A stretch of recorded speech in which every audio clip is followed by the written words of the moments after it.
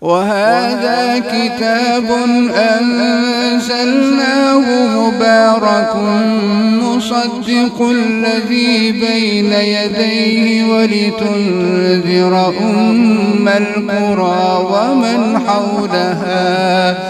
والذين يؤمنون بالآخرة يؤمنون به وهم على صلاتهم يحافظون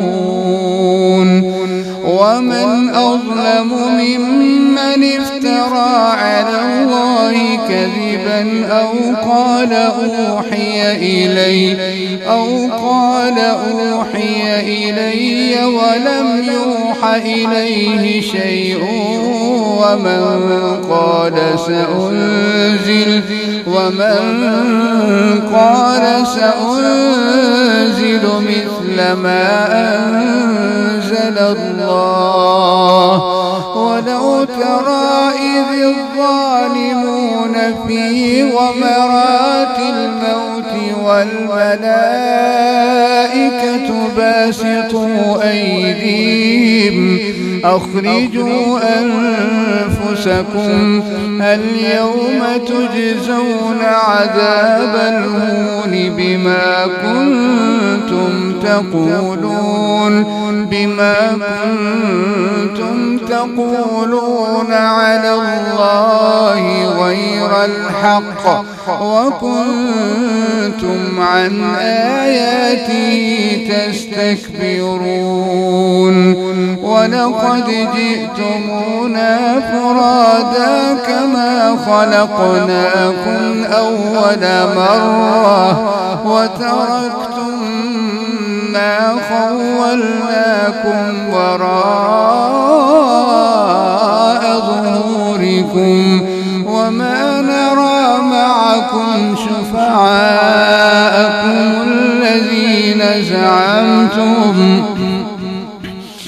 وما نرى معكم شفعاءكم الذين زعمتم أنهم فيكم شركاء لقد تقطع بينكم وضل عنكم ما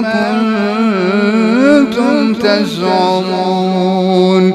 إن الله فالق الحب والنوى يخرج الحي من الميت ومخرج الميت من الحي ذلكم الله فأنى تؤفكون فالق الإصباح وجعل الليل سكنا والشمس والقمر حسبانا ذلك تقدير العزيز العليم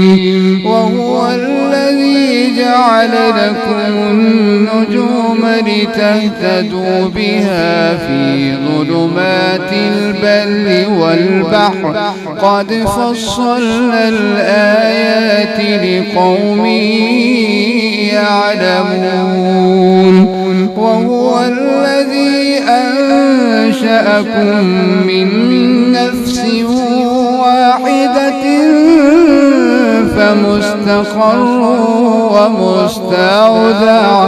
قد فصلنا الآيات لقوم يفقهون وهو الذي أنزل من السماء ماء فأخرجنا به نبات كل شيء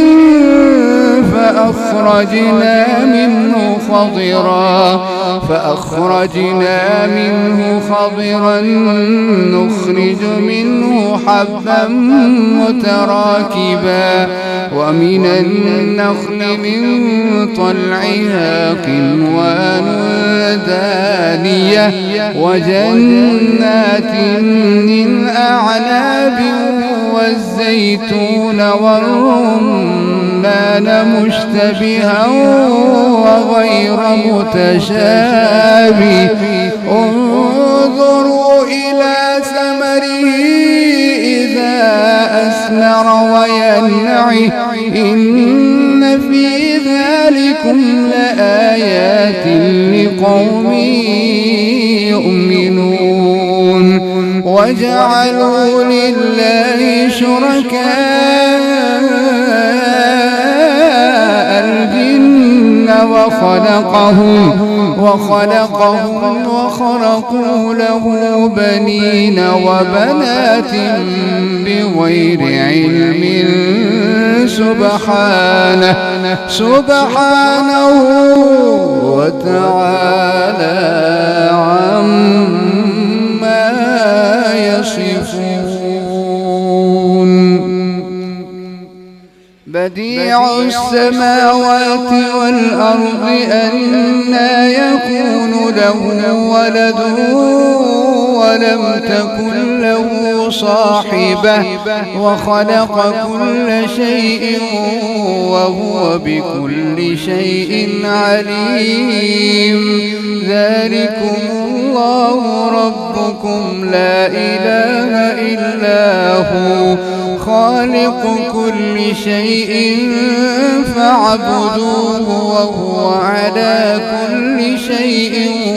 وكيل لا تدركه الأبصار وهو يدرك الأبصار وهو اللطيف الخبير